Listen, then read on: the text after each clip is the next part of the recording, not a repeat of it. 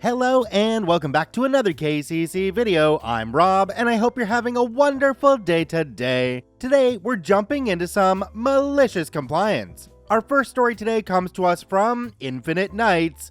Personal responsibility? Okay, let's jump right in. I've been doing all my shopping online, from groceries to clothes, everything, which means I usually get a lot of deliveries. I also buy a lot of stuff for my family to use, especially groceries and basic necessities. I started buying from more small local businesses, it being the pandemic and me wanting to help them more instead of big businesses like Amazon. This has meant having to deal with incredibly vague or straight up wrong delivery information. I've worked at a small business before, so I expected these problems and don't mind. Cue a few weeks ago. Mom doesn't work anymore, sis is on term break, and I am working from home having a meeting. A delivery comes and no one answers the door. I have my headphones on so I can't hear the bell. The delivery man calls me and tells me he has been ringing the door and no one is answering, even though he can hear the TV.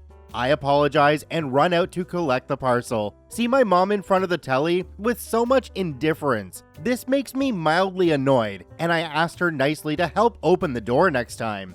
Immediately she screams at me for assuming she has nothing to do, which sets off this shouting match between her and I. My sister comes out of her room, takes my mother's side, and shouts at me for being rude just for expecting my mother to answer the door. At this point, I'm livid, and I ask if it's too much to expect my own family to help with these things, especially when I'm working. They both go on about how it's my personal responsibility to collect my own deliveries, and that I should not take for granted that they'll help just because they're at home, and that I should tell them when I have deliveries coming, to which I try to explain about the often vague delivery estimates I get. This one in particular was supposed to come 2 days later. I point out to them that most of the deliveries that come for me end up being shared by the family, like groceries, coffee, necessities, etc., and that at the start of the year, before my mom quit her job, I was working from home alone, collecting everyone's deliveries, even when no one tells me about any incoming ones. I singled out one day my sister had 4 deliveries, and I collected them all with no complaints. But obviously, none of it gets through to them, and I give up the argument since I was outnumbered. Bring on the malicious compliance. I stopped ordering groceries for the whole family and food runs out. Both mom and sis just assume that I would order more, and when I don't, they question me about it, and I tell them that it's their own personal responsibility to get their own groceries.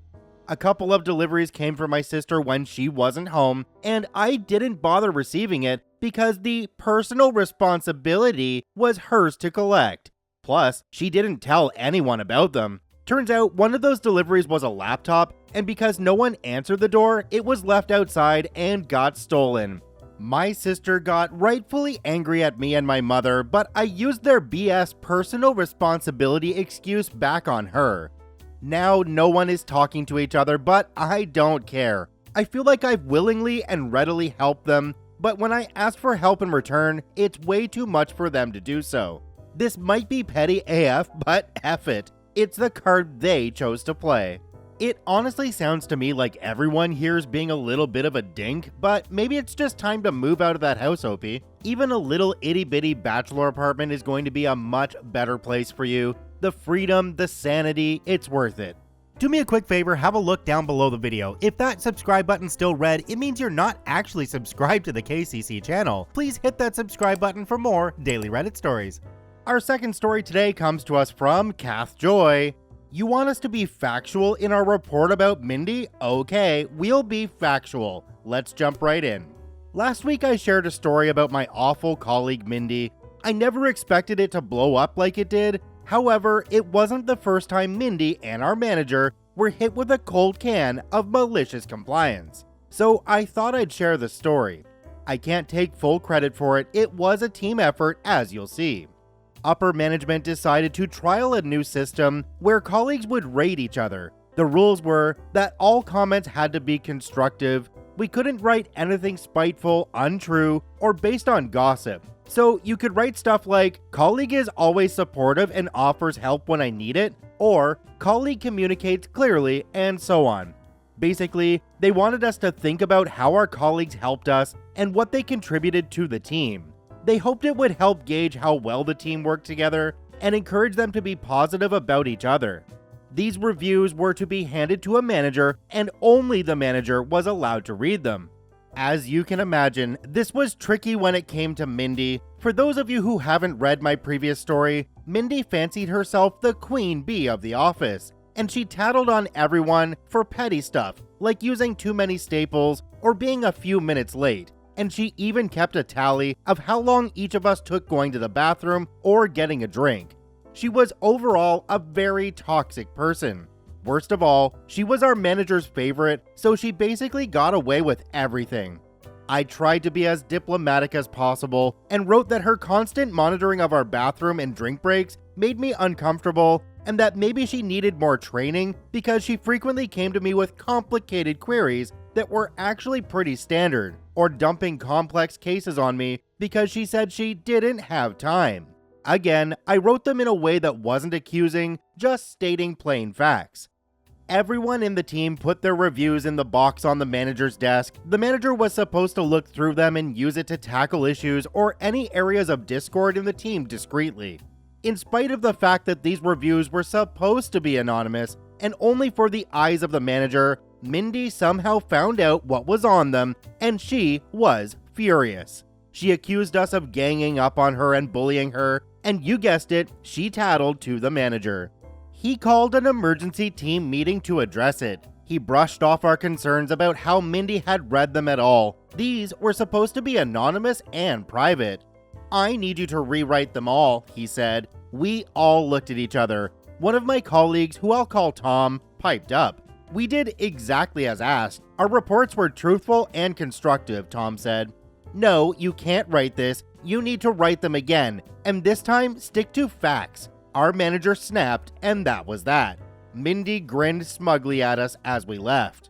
Tom stepped in and suggested we go out together and figure this out. There was no way we were going to lie and say Mindy was a great employee, like our manager obviously wanted us to, but we had to do what he said.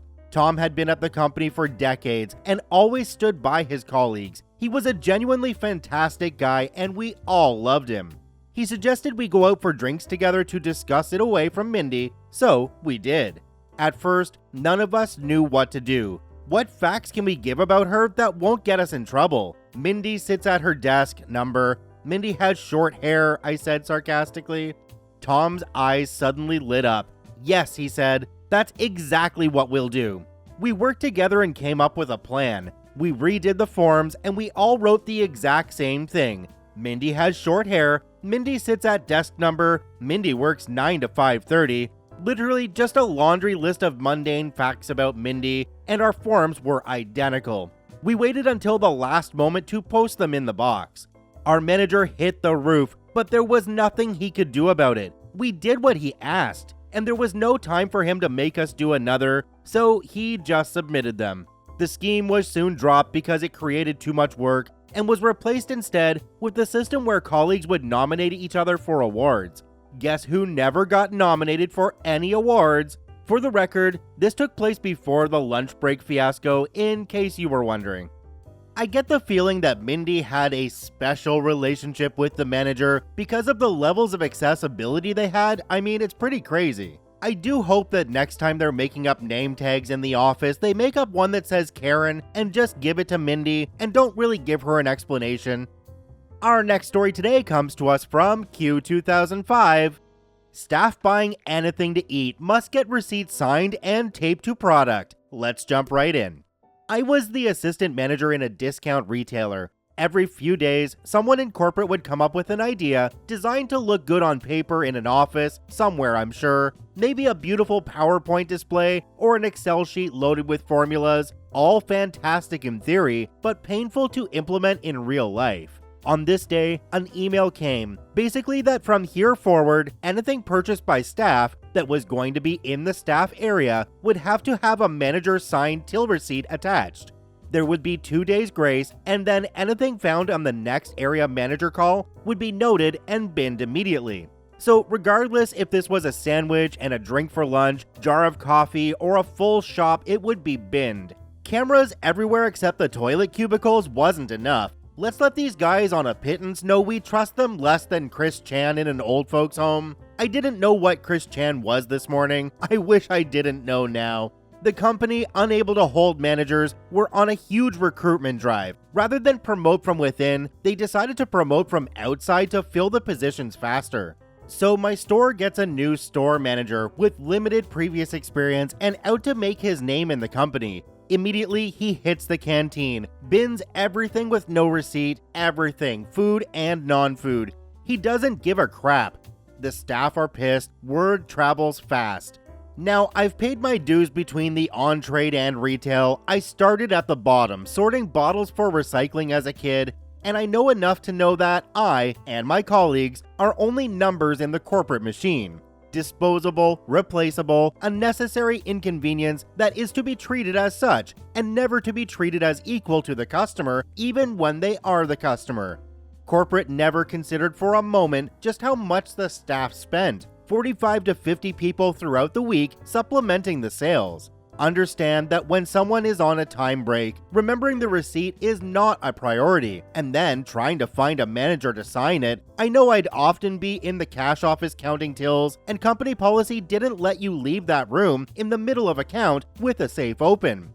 So by the time a signature was obtained, a fair chunk of your 15 or 30-minute break was gone, and at your own expense. And this applied to me as well. I was expected to get whoever was on with me to sign my receipts.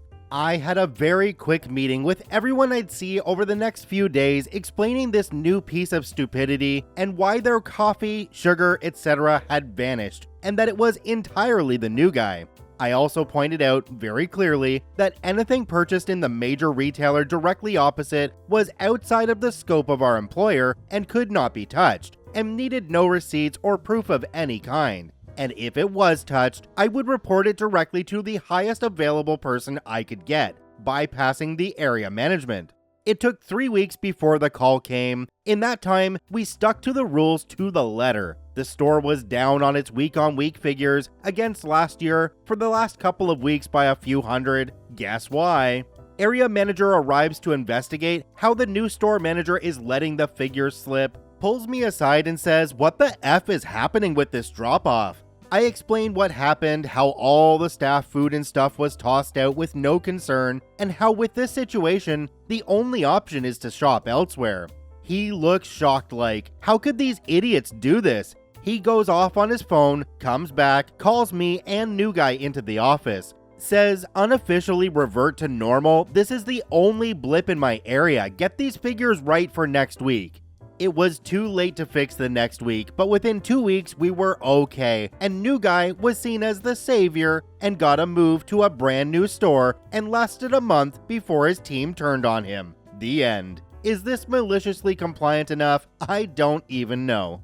This is one of the few stories on this subreddit that is a true malicious compliance. They did something that was completely allowed, hurt the store, and demonstrated to the area manager how stupid the bean counters were being, and they got the rule revoked because of its effect on sales. Quick note, in the interest of doing some research, I looked up Chris Chan. I don't recommend looking him up. Our last story today comes to us from It's not a swimming pool. Let's jump right in.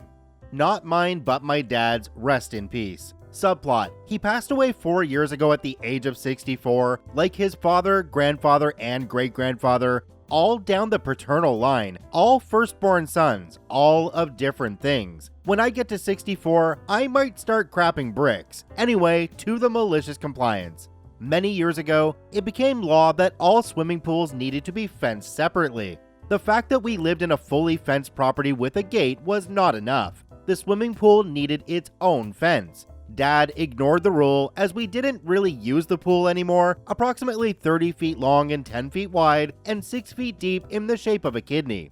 I swam at nationals a couple of times and my brother was able to bob along pretty well. We didn't have young children come to the house, none of our friends had children, 0 point in fencing it. A couple years after it became law, the council started doing inspections to make sure that pools were fenced. The guy was a typical council employee, strutting around in his fiefdom, flexing his muscle, and threatening fines in court, etc. Dad got some quotes to have it fenced, which were pretty expensive, as the hard paving surrounding the pool was curved and the fence couldn't be a typical wooden fence, as A, wood doesn't follow curved contours easily, and B, the council bylaw wouldn't allow it, as little kids, who were non-existent at our house, could climb the fence using the cross member to get a footing. So Dad kind of ignored the issue for a while until the council guy came back and again started threatening again, and gave Dad 30 days or something like that to remedy the issue and sort out the swimming pool. Dad started researching and came up with a solution. The council guy came back 31 days later and was furious that the pool wasn't fenced. Dad took him out to the pool, the approximately 30 feet long and 10 feet wide and 6 feet deep in the shape of a kidney. He showed the council guy the dozen or so fish and water lilies that now occupied the pool, thus turning it into a fish pond. A pond that was the same size and depth as the swimming pool it used to be, which under the law did not, and still doesn't, need to be fenced. Game, set, match. Well, I have to ask, was anybody else thinking that a kidney-shaped pool should be drained and maybe used as a skateboard bowl? Invite all the neighborhood kids over to have some fun, after they sign a waiver, of course. Bonus marks if all the kids were there when the inspector showed up. Oh, that would be great. Check out all 4 OPs linked in the description down below. I thank you for watching, have a wonderful day, and we'll see you tomorrow.